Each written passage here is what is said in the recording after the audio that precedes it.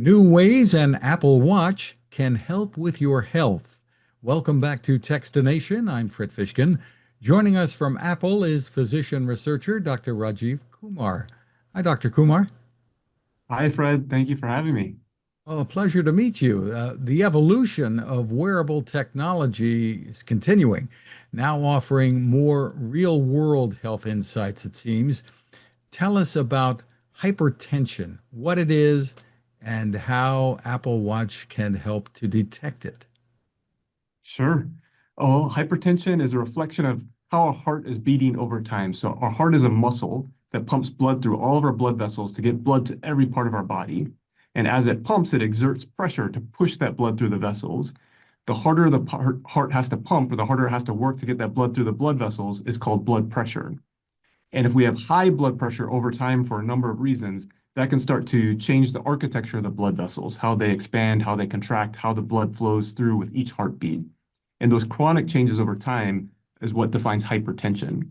So hypertension is a state that results from chronic high blood pressure. The Apple Watch has an optical heart sensor on the back crystal that faces toward the wrist, and it shines a light through the skin and is able to assess the blood vessels with each heartbeat and look for changes that might be suggestive of hypertension and notify a user that they might have hypertension based on those characteristics. So if a user wears the watch for at least 30 days, there's a look back period every 30 days to see, are there evidence, are there signs of hypertension for this user? So this is very different from the typical cuff that you might have at home or at the doctor's office to right away give you a reading on your blood pressure, right? That's exactly right, Fred. This is not looking for the blood pressure itself. It's not reporting a number, but rather looking at the characteristics of the blood vessels in response to each heartbeat. And so what is someone going to see from the watch? How are you going to be notified? Yeah, so we keep the messaging very simple for the users to say there's changes that could be consistent with hypertension, or there's not a message at all. So this is meant to be passive and opportunistic in the background for users who are wearing Apple Watch for their primary reasons. And if they get that notification, then they're prompted to use a traditional blood pressure cuff to start collecting that data and journaling that data within their health app in a way that's structured for very easy communication with their healthcare provider. So can they share this data directly with the doctor, or should they just tell them, "Hey, I was notified and I've got to get my blood pressure checked"? Great question. All of our features are meant to empower users with their health data. And the way one big aspect of empowering them is so they have a seamless handoff or seamless communication with their doctor. So once they've logged their blood pressures, they can generate a PDF. And that PDF is structured in a way that is very understandable or very classic for any healthcare provider. That's similar to all of our other health features, including our hearing tests, menstrual cycle tracking, ECG feature, and more. Tell us about the work that went into releasing this feature and how accurate it is. Some people might be immediately alarmed, but I guess that's not what you're going for here. That's right. The point is not to create fear or to alarm people, but rather to empower them, make them more alert of their body and what's happening in their body and how they can keep track of that over time. So for this particular feature and for all of our features, it's important that it works robustly for all of our users around the world. And so to train this algorithm with advanced machine learning techniques, we leverage data from over 100,000 consented participants to assess the signal on the back of the watch against blood pressure measurements. And that participant group was quite diverse across all age and sex and body mass index and skin color and all sorts of variables that are relevant to our blood pressure. Then once the algorithm was determined, we prospectively validated it in 2,000 diverse participants to show the accuracy, as you indicated. And so that's the data we submitted to the FDA and the data that we use for regulatory bodies around the world. That data showed that we're highly accurate. So we have over 40% sensitivity. So that means people who have hypertension who otherwise wouldn't know, 40% of them will be notified. And we estimate that within the first year of releasing this feature, that'll be about 1 million people.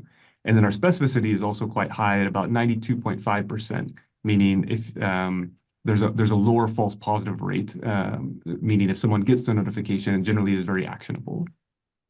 Are there certain devices, certain generations of the Apple Watch this is going to work with? Tell us what you can.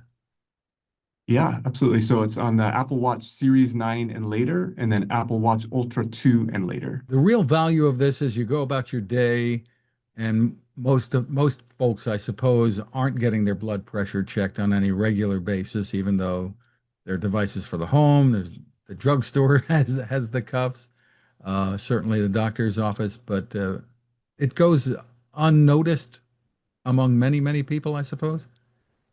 Yeah, hypertension is quite common. More than 1 billion people around the world are affected, and about half of them are unaware.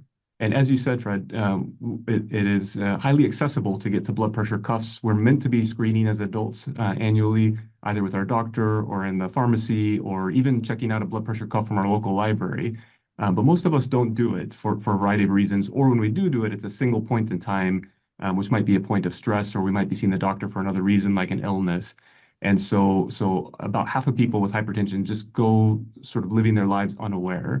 There really is no symptoms of hypertension. It's often called a silent killer because it can happen for years and even decades without someone being aware, dramatically increasing the chance of heart attacks and strokes and kidney disease and otherwise.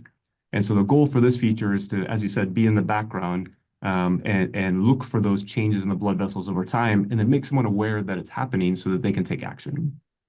And with this being rolled out widely and people using it, does that mean the accuracy will improve? You're going to have more and more data to work with? That's a fantastic question. So all of our features have three core principles. One are that they're actionable, two, that they're based in science, and then three, with privacy at the core. So Apple actually doesn't get data from our users unless someone's in a consented research study with us where they've signed a consent form with our name on it. And so we don't generally get data, particularly health data, from our consumers. Very interesting. So for more info, where can everyone go? Apple.com/health has great background information about all of our health products and features. Terrific. Dr. Rajiv Kumar, thank you so much for spending time with us. Thank you. Thanks, Fred, for the time.